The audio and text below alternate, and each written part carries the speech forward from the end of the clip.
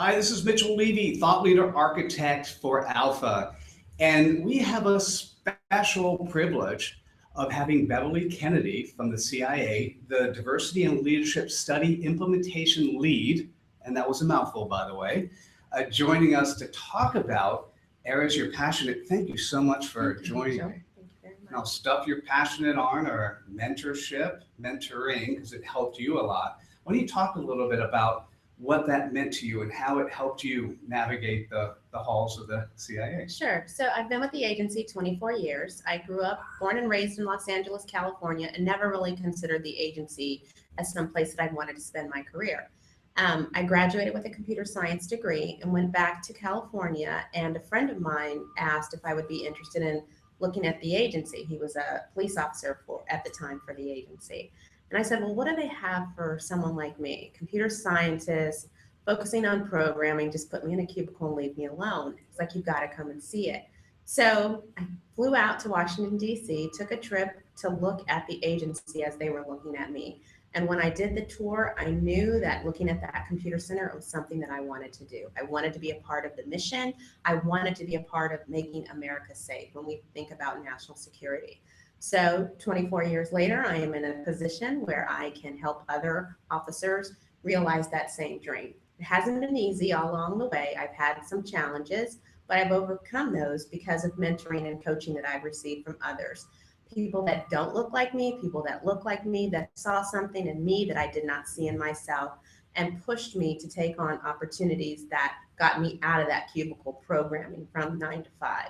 So as it relates to the DLS study, the director released our study about diversity and leadership is from a minority perspective, and ensuring that anyone that comes into the agency can resonate with other leaders that look like them as time goes on. And we realize that our numbers aren't where they need to be.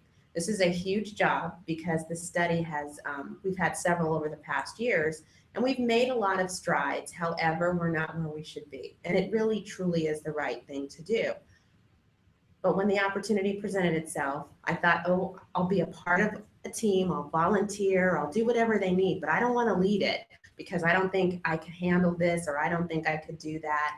And I talked to my mentors about it, and they're like, you're absolutely crazy. This is something that you truly believe in, and you can make a difference and make an impact. You've got to do it. And all throughout the selection process, I was still thinking, what have I done? What have I done? I'll never get the job. It won't matter. Well, I got selected for the job.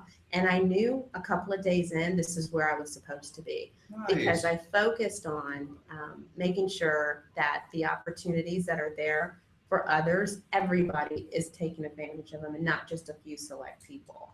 Without those mentors, without those coaches, I would have never taken this opportunity. I love this story because it relates very well to ALPFA and the ALPFA community. And the fact that the CIA is here is to help encourage more folks entering the workforce, particularly Latino Americans who are here at the conference, to join the CIA.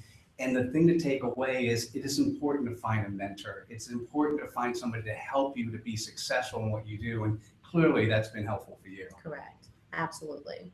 Great. Well, thank you so much for joining us. This is fantastic. Thanks for sharing your opinion. Looking forward to seeing you at another episode talking with folks. Thank you so much. Bye now.